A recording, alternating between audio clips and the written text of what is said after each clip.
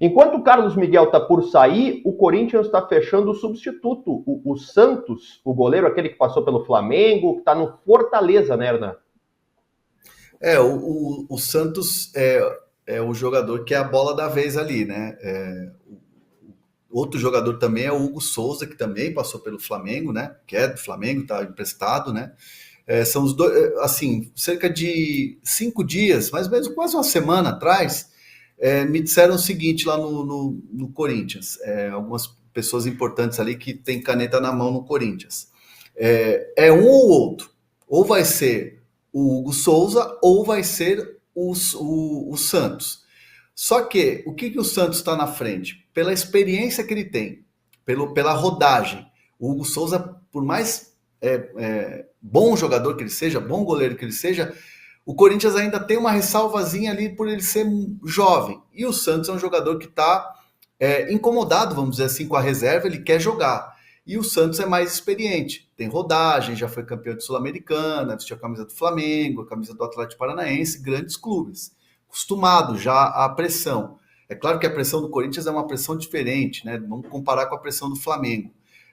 E o Santos é o jogador que hoje está à frente. Existe uma conversa já alinhada e avançada e só falta apertarem a mão.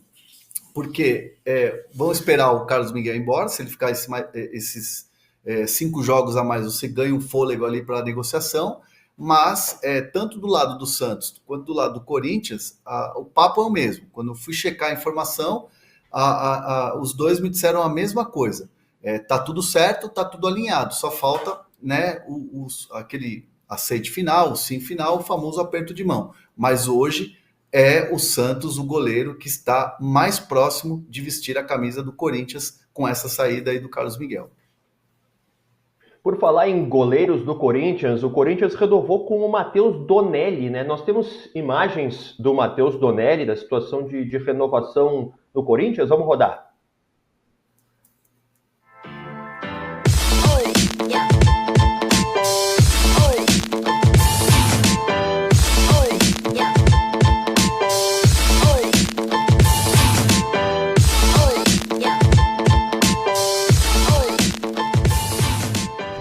As expectativas são sempre as melhores, estou muito feliz em renovar meu contrato com o Corinthians por mais 4 anos, clube que eu defendo desde os meus 8 anos de idade. Espero que sejam anos de muito sucesso e conquistas com o manto do Timão.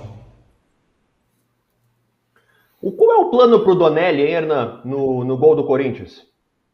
Você vê que a trilha era de primeira, né? O Corinthians roubou a trilha do de primeira aqui para a apresentação do Donelli. Do anúncio da apresentação. O Donelli é um jogador muito querido no Corinthians, né? E assim, o Donelli passa uma imagem que é aquela coisa, ele é um goleiro que não passa confiança. E isso é muito papo de rede social. Isso é muito papo de torcedor e tal, que olha pro Donelli e fala, garoto e tal. Porque assim, o Corinthians teve o Cássio durante 12 anos, e o Cássio é um gigante. O Carlos Miguel é o gigante. E o Donelli é um goleiro um pouco mais baixo, mas é um goleiro que tem estatura, né? Tem estatura da posição. Só que a visão, muitas vezes, do torcedor é uma visão distorcida de quem está no dia a dia. Porque quem está no dia a dia vê um Matheus Donelli que treina muito bem, que é um cara muito querido pelo elenco, ele é muito bem visto no clube, pelos treinadores de goleiros. É um cara que é muito dedicado e assim, outro argumento que me deram lá no Corinthians o Matheus Donelli fez todas as seleções de base. Então é um jogador que tem convocações para seleções de base, é um goleiro muito bem visto também. A questão toda é ele ter uma sequência no Corinthians e ter uma sequência de bons jogos. Ele teve pouco período de sequência. Então o Donelli, ao renovar o contrato por mais 4 anos, é porque o Corinthians acredita muito nesse goleiro. É claro que ele vai ter que ter a chance e vai ter que desempenhar. Mas se o Corinthians renovou o contrato, é porque de fato confia nele. E muitas vezes fica aquela coisa da bolha que a gente fala, né, da rede social, que diz que ele é um goleiro que não passa confiança. Vamos ver, depende do próprio jogador. Eu gosto muito do Donelli particularmente. Acho ele bom goleiro. Se tem ótimas informações sobre ele, de fato, seleção de base, tem um histórico interessantíssimo nas categorias de base.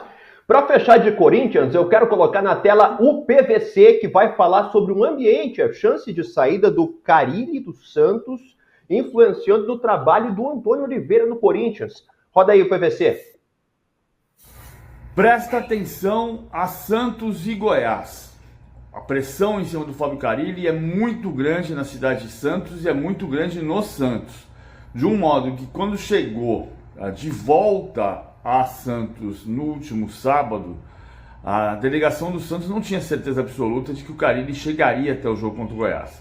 Mas chega ao jogo contra o Goiás nessa quarta-feira pressionado e sabendo que uma quinta derrota seguida pode provocar mudanças, pode fazer com que o Marcelo Teixeira pense na saída. Enquanto isso, no Corinthians se entende que Antônio Oliveira não é o técnico perfeito nesse momento, mas que não é hora de trocar mais uma vez. Atenção para a tabela do Corinthians. O Corinthians enfrenta o Internacional nessa quarta-feira fora de casa, em Florianópolis, o Atlético Paranaense no fim de semana em Curitiba, o Cuiabá na Neoquímica Arena e o Palmeiras como visitante. A tabela é muito difícil. E o que tem a ver o Carille com o Antônio Oliveira?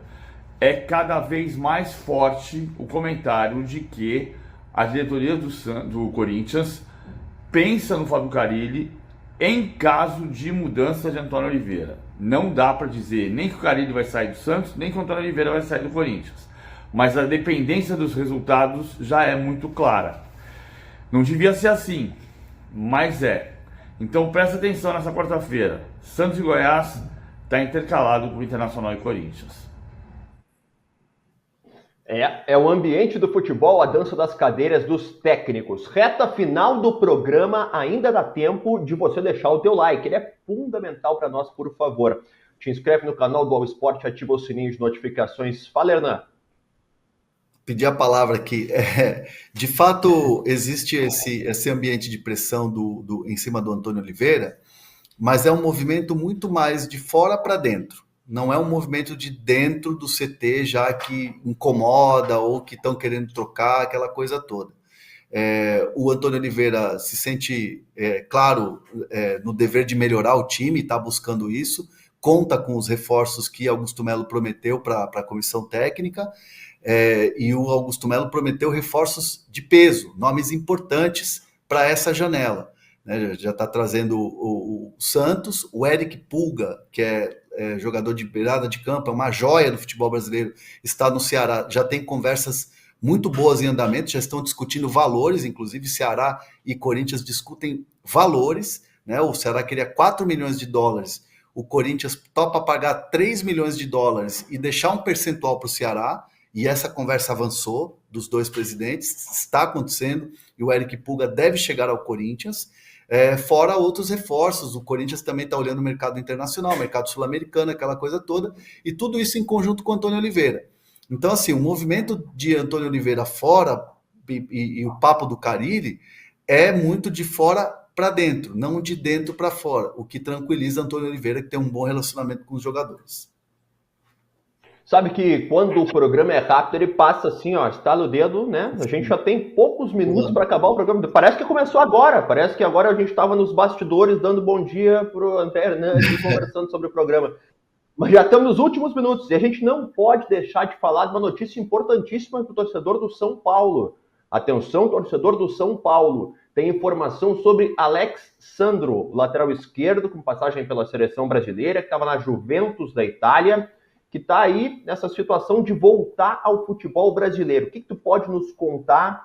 Porque é importante, é um jogador de peso, é um jogador, assim, relevante demais, o Alexandro, que uma possibilidade de jogar no São Paulo, André. O Alexandro é um jogador que está ainda indefinida a situação dele se volta ao Brasil. O que o Alexandro deixou bem claro, e o São Paulo trabalha com essa informação, é que se ele decidir ficar no Brasil, se ele decidir mesmo voltar ao futebol brasileiro, ele vai dar prioridade ao São Paulo, porque o São Paulo vem conversando com ele já há um tempo, já aconteceu mais de uma conversa, uma sondagem lá atrás e agora uma conversa. Então, a prioridade do Alexandro, se decidir ficar no Brasil, vai ser de conversar com o São Paulo. E aí o São Paulo já tem mais ou menos desenhado um modelo de proposta para ele. Repito, não fez essa proposta ainda, mas o São Paulo já tem desenhado um modelo de proposta e sabe que ele dá prioridade à conversa e abrir negociações com o São Paulo, decidindo ficar no Brasil. Então é ele tomar essa decisão e ele já está em conversa com o seu staff, com seus empresários, familiares, sobre essa questão de uma possível volta ao Brasil, e aí abriria conversas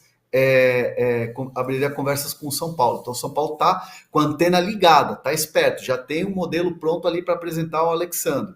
E é claro que o Thiago Mendes, paralelamente, está caminhando bem. O São Paulo agora depende de uma resposta do Al Rayyan, do Catar, que ainda tem 8 meses de contrato com ele.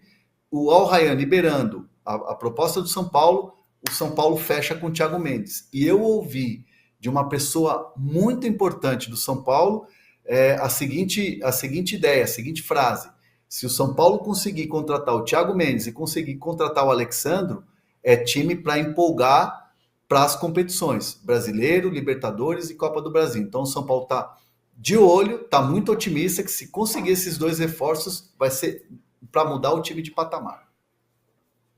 Sabe, Hernan, que uma vez perguntado numa coletiva, o Eduardo Cudê, técnico do Inter, sobre o Alexandre, que também esteve no ambiente do Inter, né? Afinal, esses jogadores, quando pinta a chance de voltar ao Brasil, todo clube grande acaba tratando sobre eles. E ele brincou dizendo que, para contratar o Alexandre, o Inter teria que vender o Beira-Rio, porque é um jogador muito caro que o Inter não conseguiria pagar. O São Paulo está com bala na agulha, como a gente costuma dizer, para fazer uma proposta que o Alexandre tenda a aceitar? O São Paulo tem possibilidades e o modelo de negócio do São Paulo tem sido muito assim: contrata o jogador e no primeiro ano de contrato paga pouco, né? No caso, o Alexandre viria livre, né? Então a luva seria diluída, e aí eu estou citando das outras negociações. O São Paulo tem feito esse modelo: paga pouco no primeiro ano para dar uma desafogada e começa a pagar o restante no ano seguinte, sempre contratos de 3 anos, por exemplo, começa a pagar a partir do segundo, um montante maior. Foi assim com o Rames Rodrigues, né? A vinda do Rames Rodrigues, num primeiro momento, no primeiro ano de contrato, pagando só o salário, a luva ficou ali diluída. Lucas Moura, a mesma coisa. Então, o São Paulo, que na palavra do Júlio Casares promete diminuir bem ou quitar praticamente a dívida do clube em 5 anos, está se preparando e está trabalhando, né, o departamento financeiro do São Paulo para quitar essas dívidas e ter ali aportes, recursos e tal. O São Paulo fechou um patrocínio agora de camisa importante. Então, assim, o São Paulo está se mexendo.